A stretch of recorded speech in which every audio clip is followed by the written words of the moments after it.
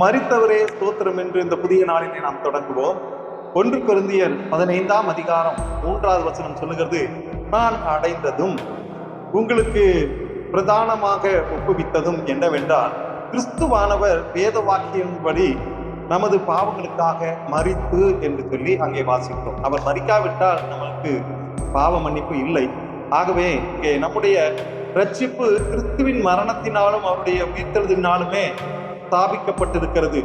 இந்த சத்தியத்தை நாம் கை கொண்டால் நாம் ரட்சிக்கப்படுவோம்.